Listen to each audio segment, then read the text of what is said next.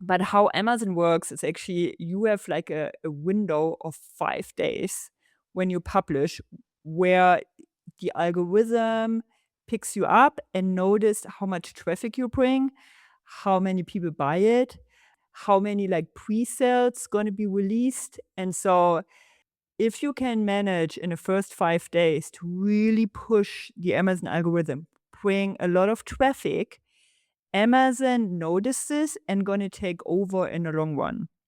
Because once Amazon takes over and helps you, with traffic and basically do marketing for you, you just won. You just, can like lay back and then let the magic happen and let it unfold.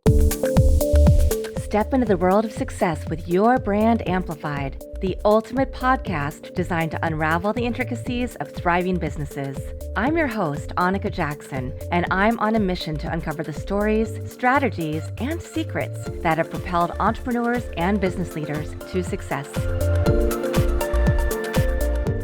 I was just telling Wiebke Tasch before we jumped on that I know a lot of people, and I've interviewed a lot of people who are involved in the book space, but I really appreciate what she's going to bring to the table today. We know that almost everybody says, I should write a book, but if you have thought about writing a book, you might also wonder who's going to actually read it. And that question is why today's conversation matters. Most nonfiction books never find their audience, not because the writing is bad, but the positioning is off before anyone even sits down to write the first word. My guest today, as I mentioned, is Wiebke Tasch, founder of Digital Authors. She is a publishing strategist who helps entrepreneurs and thought leaders around the world turn expertise into books that actually build authority and attract opportunity. She's a best-selling author herself, and she's also walked the hard path, publishing books that didn't hit. This taught her something crucial. The book is not just a vanity project, it's actually a calling card, and is a credibility builder that opens doors no business card ever could. We're going to dive into why most books fail, how to position your idea before you write it, the role AI is playing in publishing, and how the act of writing a book actually transforms the way you see yourself as a leader, not just maybe the way that other people do.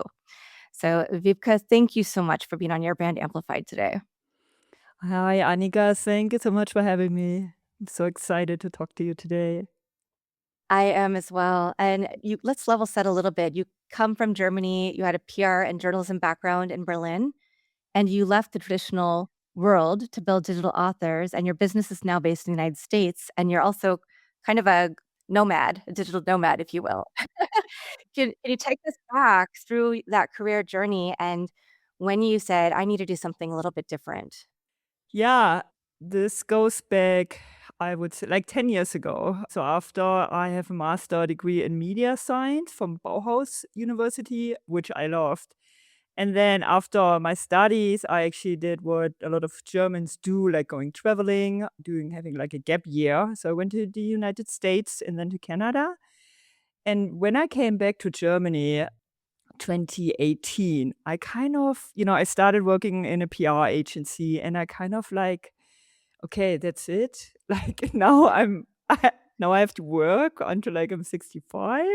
And I'm like, I don't know, I didn't want to do it. And like in the States, I got this spirit a little bit of like, you can do stuff differently, and do it yourself and you don't have to follow what everybody else is doing. So I started researching on how to make money online. And this was back in 2018. And there was a lot of blog articles, like blogging, and you could make money with blogging. And I don't feel this is a thing today anymore, but it was back then. So I started a blog, I started writing, and this time of my life was really difficult. So I had went through a horrific breakup and I couldn't find help really. I started having panic attacks and stuff. And I couldn't really find help online and in Germany back then to get a therapy. Usually you had to wait for months. So there was a long wait list to get a therapy place. And so I just started writing my own journey and how I dealt with everything I went through. And I just published it without thinking about what I'm doing. And I had a very traumatic title, was like, "Why can't you love me?" And Yeah, and I just self-published it on Amazon, and to my surprise, to be honest, it became a bestseller because it really hit a niche. And I really feel it was like a mix out of, like, my own pain to, overcome this, and then there wasn't much help available Mm. online, and the title really spoke to people. And this is like after 18 months, I made enough money and I just could quit my job, which I did. And then pandemic hit and a lot of people reached out to me and asked, "Hey, how did you do it? How did you publish?" And I started coaching people on how to publish, how to write a book, how to format the layout, how to hire like a cover designer, how to do the edits and everything, and like how to upload. And then fast forward for the last, 6 years, I developed kind of a service done for you. I hired people and now, yeah, I have like a full grown up, agency and help people publishing their books. Wow. I love this story because you're talking about you wrote a book for yourself. You didn't even know it was going to hit the way that it did, but you found a new niche where you could take your journalism and PR skills and still help people really get who they are out. And it can be I mean, we were talking about a client of mine who I'm working through business strategy, and she has a memoir, and 100% I'm sending her to you. And this is even before we had the interview because I got the vibe from you that you'd be the right person based on your experience and the way that you approach things. And I think that you do approach things in a very unique method. So, can you talk a little bit about your first book became a bestseller? You published books that didn't become bestsellers. What was that experience like, and what did it teach you that you now help your clients? So yeah, I actually started publishing more books, like a second and a third book, and they didn't sell at all, you know, like a little bit, making like pocket money. And this really taught me, like, I was obviously wondering, okay, this first book did so well. And Amazon helped me push the book because Amazon saw, okay, this have like traffic's coming and people searching for it and people coming back. And the second and the third book was just nothing. And I'm like, what did I like? Why? Because the first book, no expectation, and suddenly bomb. And the second and third book, obviously I had expectation and then nothing. And so I learned from it what it takes to publish because I really like try to understand what was the good thing from the first book? Why became this book a bestseller? Why the other two books were just like sitting on a shelf and did nothing?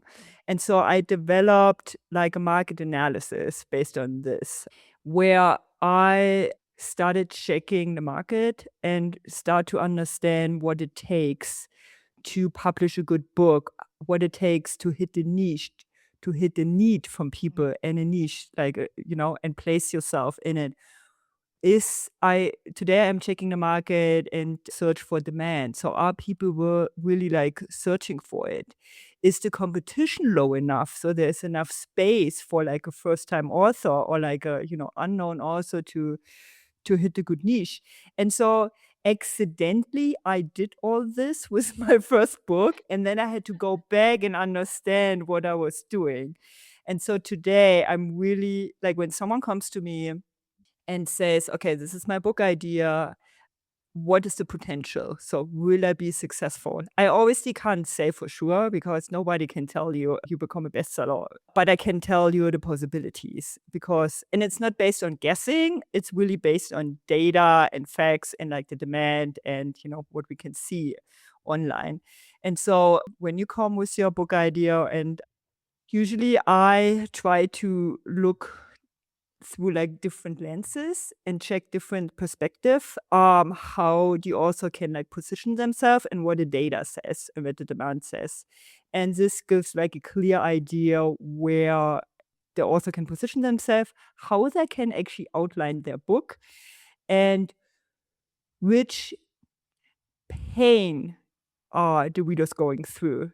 Because this is so important. And just like the example of my title, why can't you love me? It's just like one sentence, but it's hitting so deep because, like, if you ever went to a breakup and you thought, okay, I'm going to marry this man, we're going to have like a family living somewhere in the mountains or on the lake or whatever, and having like the whole Yeah. story in your head.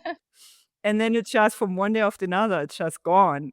And using this pain and, like, formulate one sentence, and other people who went through, like, a similar thing just resonate so deeply with this one sentence. So it's always good, like, understand also your target group, the pain point, understand the market, and then bring this all together, and this is kind of like a good recipe for, like, potential best-selling book. Mhm. And I appreciate because you do share some of the case studies, not the full things, right, on your LinkedIn profile and, of course, on your website and sharing, "Here's a book process that I went through, and I was surprised to learn this was the industry size, and this was the market for it, and why there is still a need for this type of book in the market." And I think that most people who are wanting to be an author these days, unless they're an academic and, of course, they have the research pedigree and all of that, are not necessarily looking at that, right? That we're looking at, we need to become a thought leader, so we need to have a book.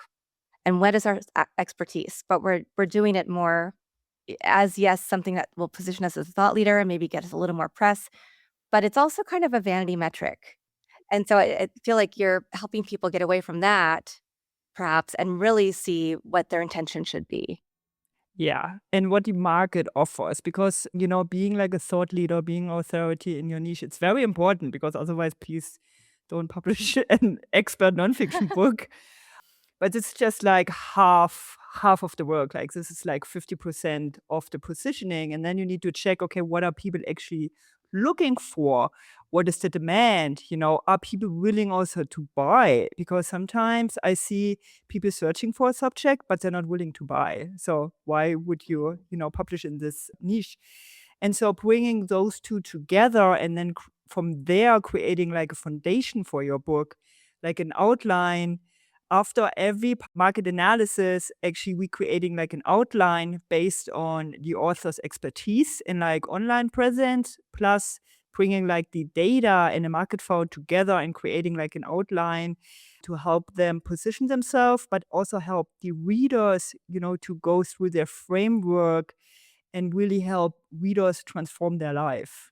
Because this is so essential. It's not just I know something and I'm publishing a book about it. It's also I went through something or I have knowledge I can help you as the reader like transform your own life. And this is such a powerful framework and, book outline. Yeah, absolutely. Moving from the German market to a more international market, you said that your business is based in the United States. You work with people, imagine, from all over now. Is there a difference in the publishing world between Germany and the EU and the United States or other international markets? Thank you for asking this question because Yeah. yeah, it's it's interesting. Yeah, it's there's a big difference, and this is actually why I love working in the US and with like Mm, US clients. Because in Europe, I don't know if you ever been, like, to Europe for a little bit mhm, longer, and I don't know you know this, but Europe maybe it's because Europe is very old, but Europe has this maybe, like, a little bit class system, a little bit like authority, and so you see this also in publishing. So, a European author the question for European author is like, who are you to publish a book? Show your authority. Like, who are you? How dare you publishing a book? Just show first who you are, and then you can like publish a book. And in the US, it's more, I can use a book to become who I want to be. You know what I mean? Like, I can become an authority using my book, and I don't have to be of course, you have to have knowledge, you just to write a book, but you don't have to be there's not so much pressure of really being an author. You can just do it and then use your book as a leverage to, build authority, build your business, etc. And in your bit more, you need to have like your authority already or come from a class or family or like academics or whatever, and then you're allowed to publish a book. So this is like a huge difference. Yeah. Also, what I'm doing, like I'm helping people with publishing their books and they keep all the like distribution rights, like copyrights, and I'm doing like a service done for them and using it's a mix of like using self-publishing method and like using, the algorithm, know how like the algorithm plays and like Amazon, Barnes& Nobles, etc. And in Germany, this way is more like it's more limited a little bit, like the self-publishing channels you can use to, really publish like a professional book is more limited.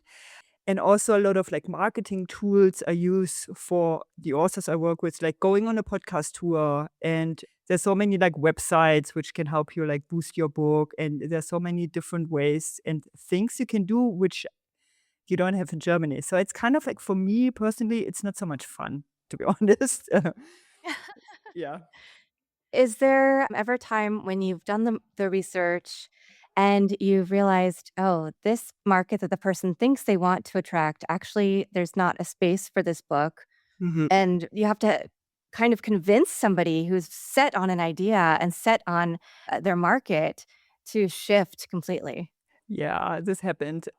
But because everything's based on data, it's not like I'm guessing or I'm saying, yeah, I think, this and this is better, but I really show them, okay, for example, I just had a client, we have her book launch in a couple of months. And like we repositioned her whole book because she was publishing 3 books already and had like 0 sales.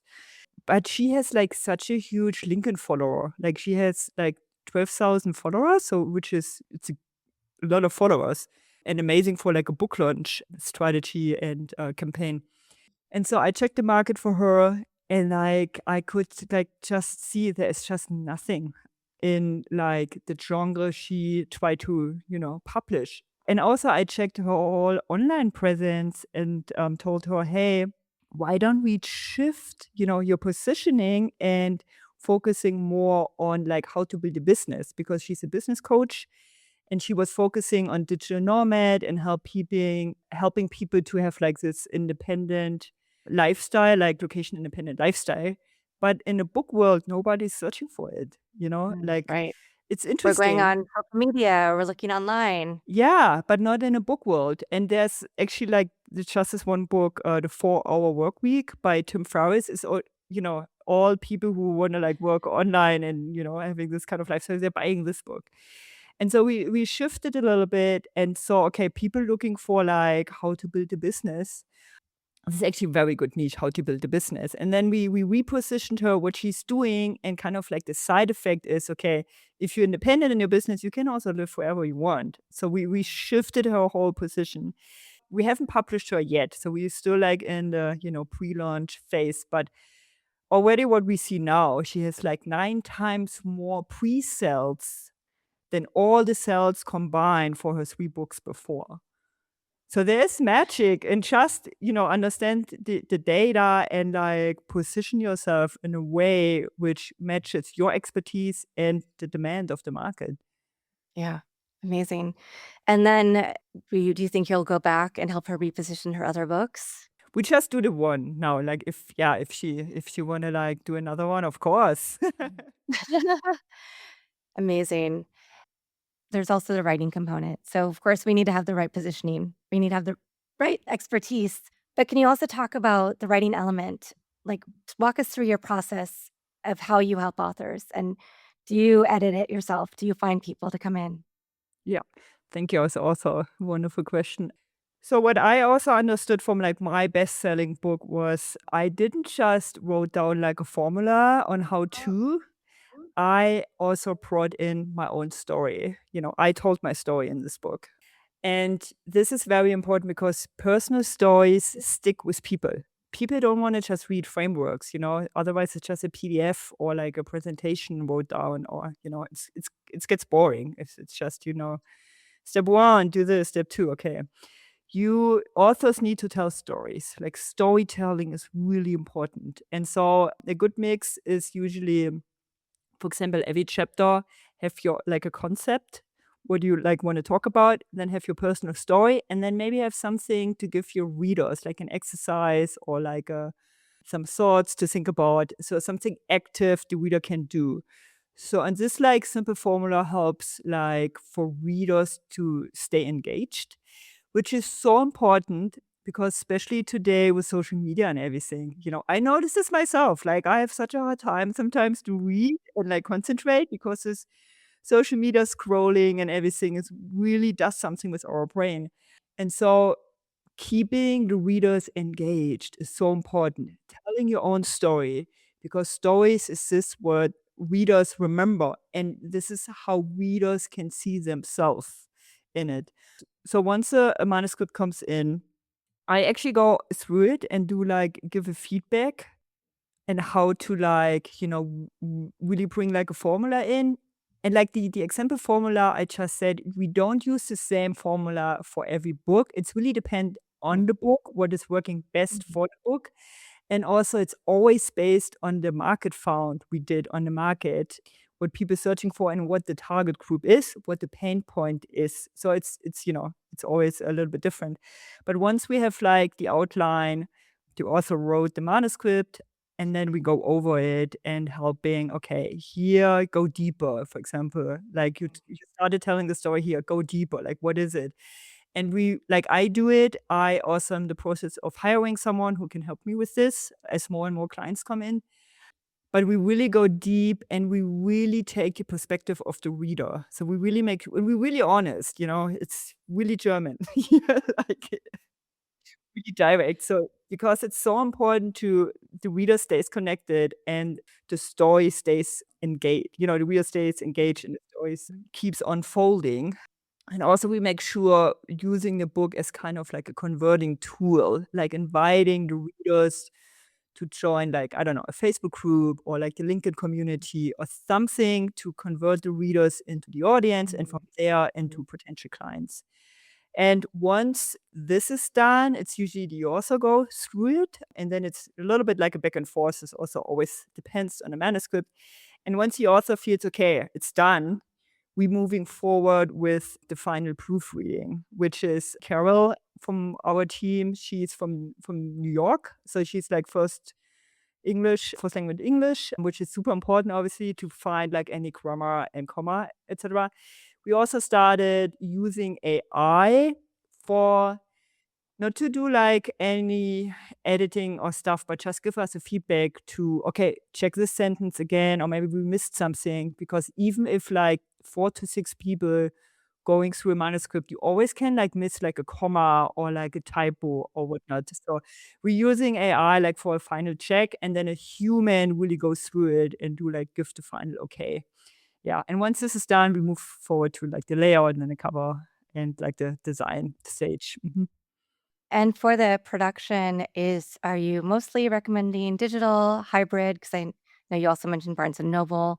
So I know they also have digital books, but what do you think is the best option in today's world? We just do all. So we do ebook obviously, and then we do like a soft cover, hardcover. We use Amazon because it's important your book is on Amazon. And then we do like an international release. So the book is available later everywhere where you can buy Wow. English books. Yeah, like mostly obviously in United States, Canada, UK, Australia, New Zealand, in Europe, like a lot of German bookstores have a lot of English books. And actually Germany Hmm, is the second large book market after the US, which is super really? interesting, but Wow. yeah, it's such a small country. And so it's like everywhere available in Denmark and so we have like 2 approach basically. We use like Amazon and also really for like the ebook marketing and promotion, and then we have like an international release for like the paperback and hardcover. Nice. I mean, it's such a well-rounded strategy, really including every possible component. You mentioned AI, and that was a question I was going to ask because there's also a segment of the market, "Oh, we can write your entire book with AI." You mentioned that you just use it to check things, to make sure that sentence structure, grammar, punctuation. So can you talk a little bit about what you've seen in the industry in terms of, because we see it in the podcast industry, in every industry, right? In marketing, digital media, we see a lot more AI, and some people are going all in, and some people are going, yes, we can use it with precision, but we still need the humanity. So I'd love to hear about what you're seeing from what people are bringing to you or what you just see in the market in general. Yeah, it's so interesting. There's such an interesting new development what I see at the moment in the publishing space. So people either hate AI or love it. And especially, and you always need to think about the readers, obviously. And a lot of people who read books hate AI and they don't want to Mm. support AI. And when you work a little bit with AI, you can spot AI, like an AI text super fast because it gets so boring and it gets so generic and it's always kind of like the same, right? It's always kind of the same Yeah. sentence structure. And I would be careful just using ChatGPT to write a book and then, spend thousands of dollars, invest in the service, and then you have like this AI crap. And also, like I mentioned before, personal stories are so important. So you need to use your human voice. And even if it takes a little bit longer, but you can also, for example, record yourself and then please don't use ChatGPT. If you have to use AI, use Claude, can it like record yourself and then help you to like proofread or redefine the sentence. Totally like there's nothing against it, but like the initial sentence structure, the initial thoughts needs to come from you. It's neat because it's your voice, it's your knowledge, it's your expertise. It's going to be your book, and a book is not like a social media post. It's there for 5 minutes and then it's gone. A book is timeless, and if you want to use your book to help you position yourself and help you bringing in people and traffic for the next 10, 15 years. Do the work and like don't jump on the AI hype train, just like use your own voice, use your knowledge because we don't know what's even like in 2 years with AI, we don't know. So stay human and use your voice. It's super important because I also the danger is like people could boycott your book, and this is kind of could damage you because a lot of people are against AI in publishing and writing. And another interesting thing what I'm seeing in publishing right now is when ChatGPT came out like 3 years ago, when it's like was accessible for everybody, you could see it in Amazon that the book market was flooded with like books, AI books, etc.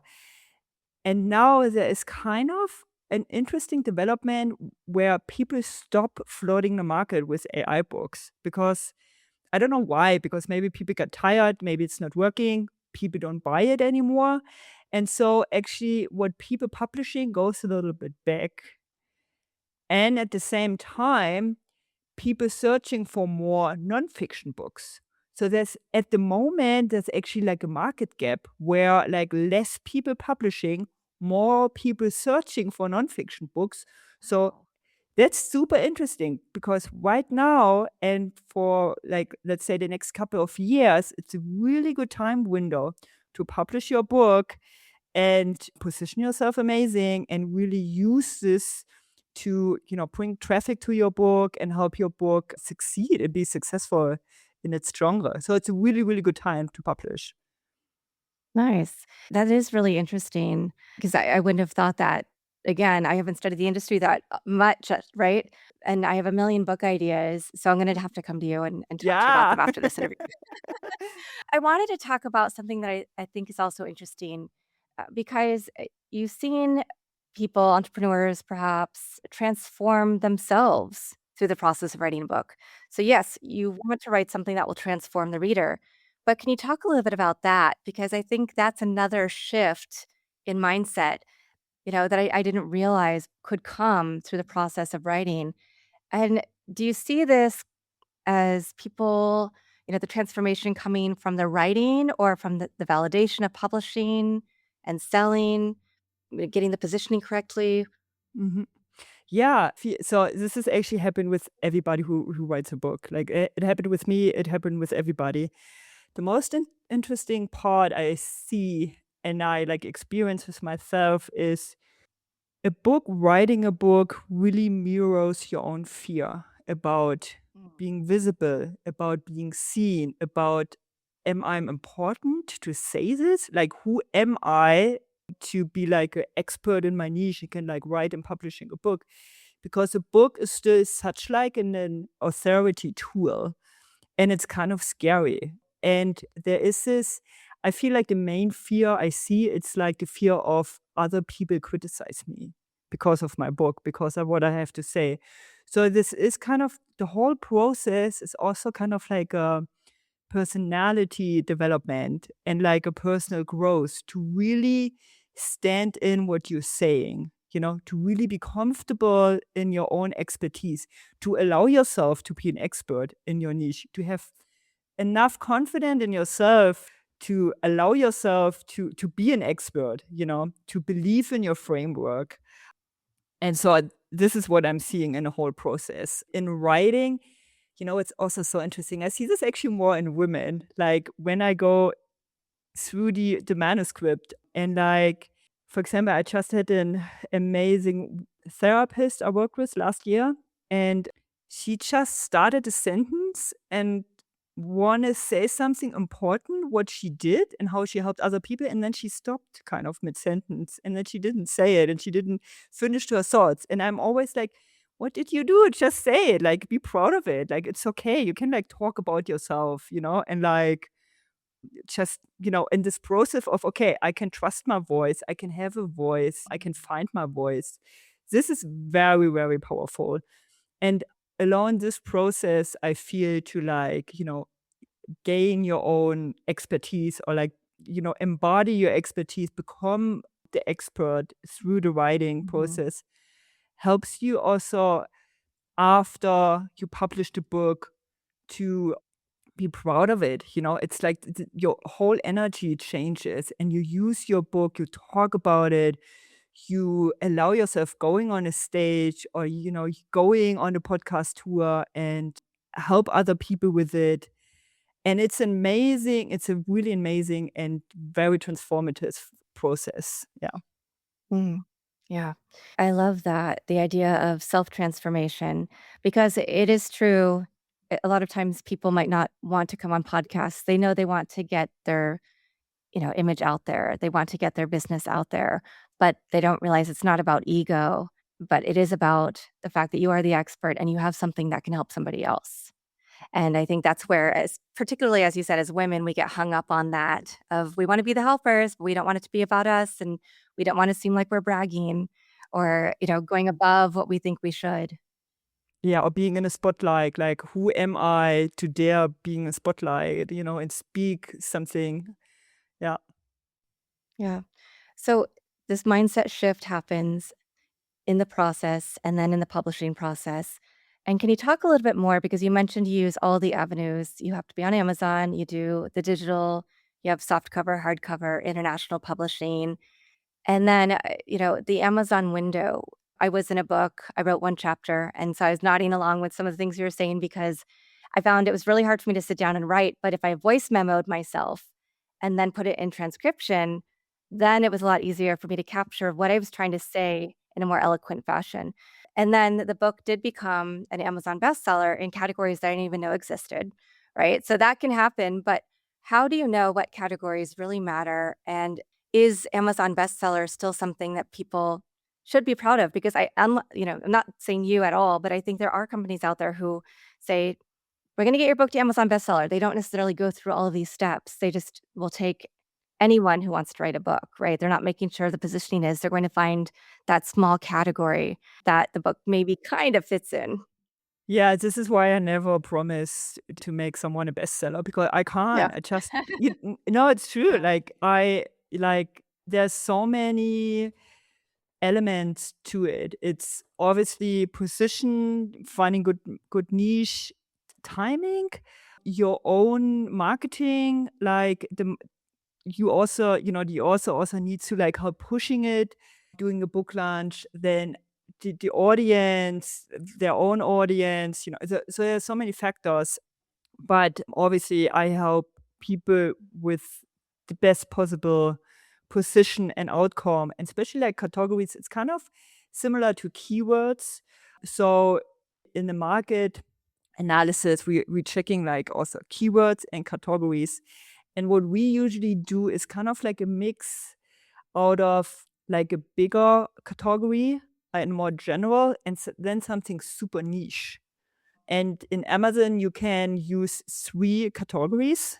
And so since we're Hmm. publishing 3 editions, like the ebook, softcover, hardcover, we're using 9.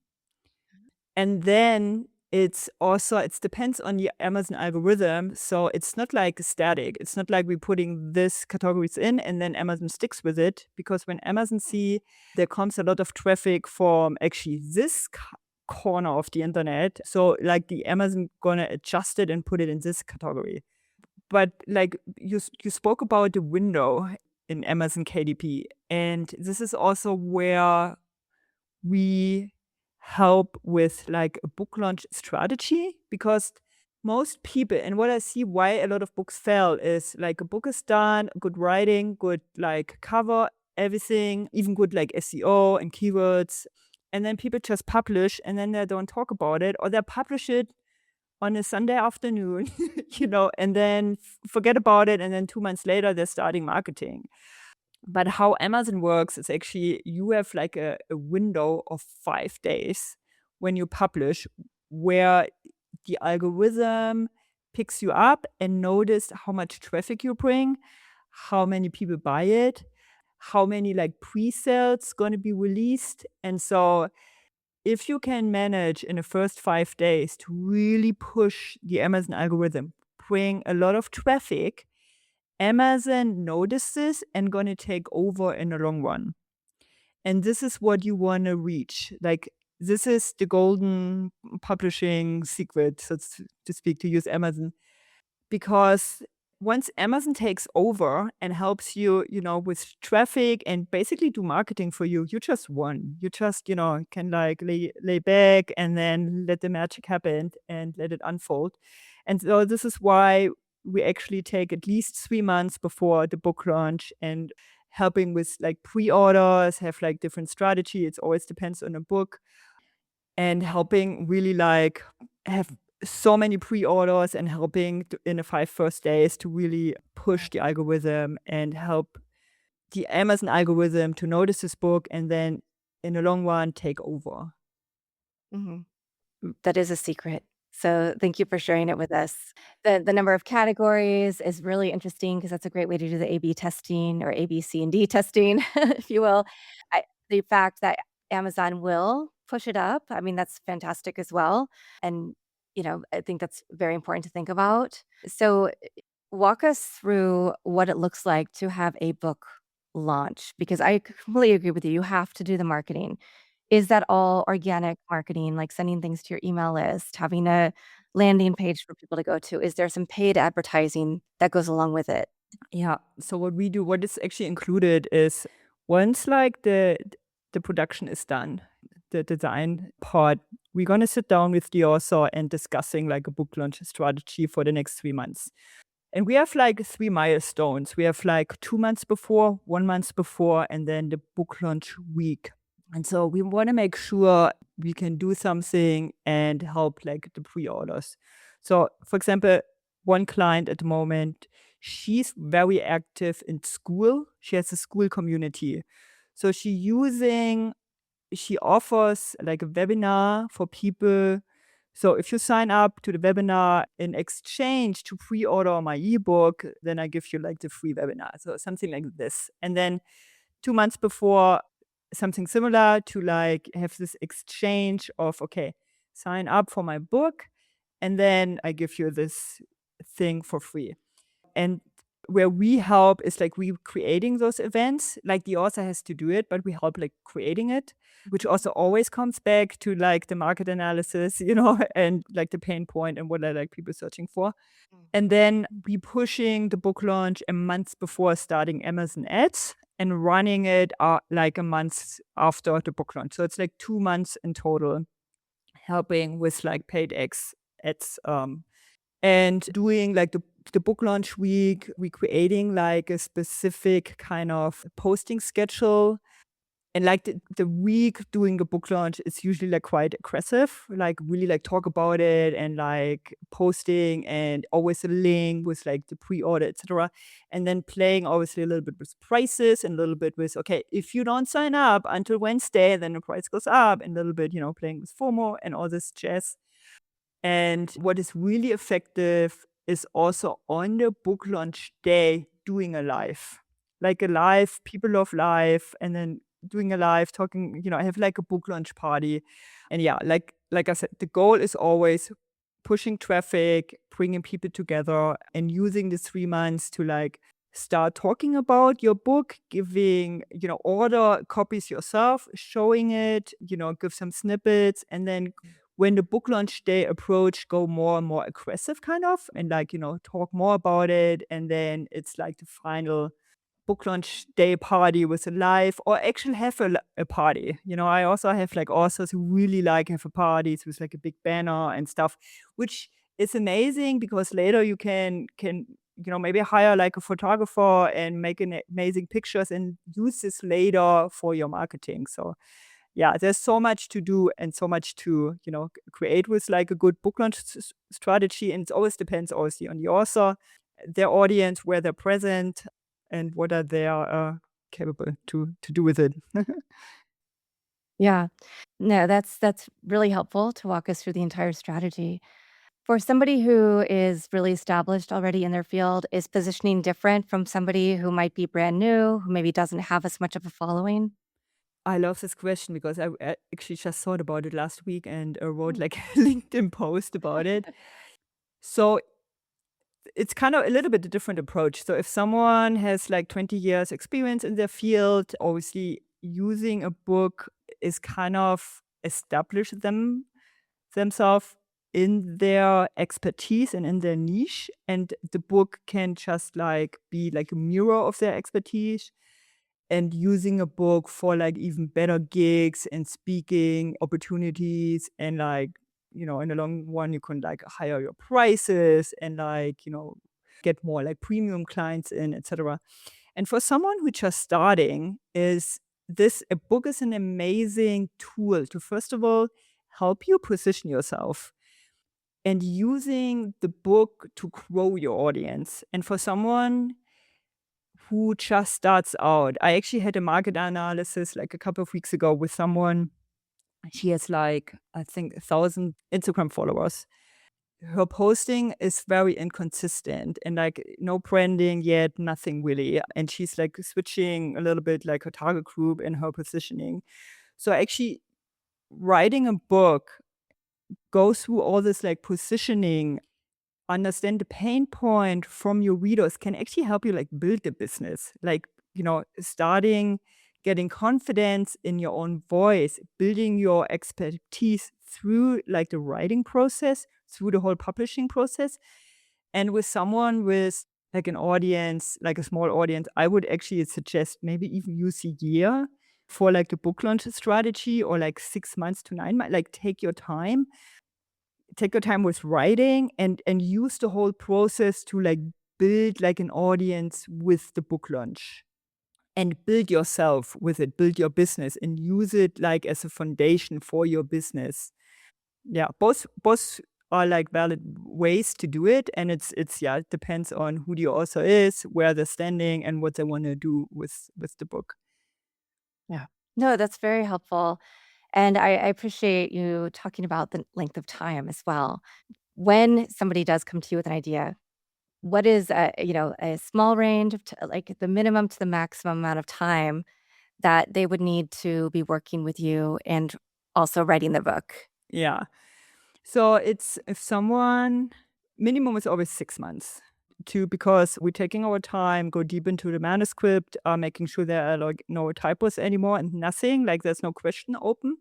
Because also a good book always answers all questions. So it's like when you read the text and then you're like more confused as before, it's not a good sign. So like every sentence needs to answer a question basically, or like the whole text needs to be, yeah, leave nothing open. So we make sure it's a really good text, it's a good foundation, and then all the like design process takes time, and then at least 3 months for like the book launch strategy. So minimum is always 6 months, and then I would say maximum 2 years. Don't lose it, like don't push it too much.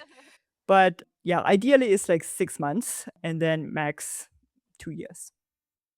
Yeah, fantastic. And when you do jump on, the market analysis is something that you do for anyone who wants to have a conversation with you? And that way you can see if you're the right fit, if they're the right fit for the kind of clients you want and that you wanna work with. Is there and you don't have to share, but is there kind of a minimum and I don't know if there's a maximum pricing to Mhm. go through this process with you? Yeah, so the market analysis is for free. And everybody who has a book idea or everybody who published a book and it's not selling, we can look at the book. I changed my market analysis approach a little bit before I asked for like a chapter from the manuscript, but I actually don't really need it. So I'm just doing like a live market analysis. It's like 30 minutes. Everybody can sign up. Like I said, there's no cost involved. And then you can see if the book has potential or not, if we are a good fit, like, if we have, like, if the energy is okay between us and it's flowing. And so the price starts actually at 7,990 US dollars for everything like the development, feedback for the manuscript, the final proofreading, all the design, the international release, and then the book launch strategy, the ads. So it's all included. Um, the everything stays with you, like the distribution rights, the copyrights. So we don't, it's just like people pay us for the service done for you, but we don't keep anything. Like you can do with the book is yours. This is also very important to tell this because I heard horror stories when people publish with someone and then suddenly, okay, the book is actually it's not theirs and they paid a lot of money. So this is important. And then we have another premium offer with it's 14.99 and it includes an audiobook production. We're working with like someone from Los Angeles and it's a human and like a professional recorded in a studio.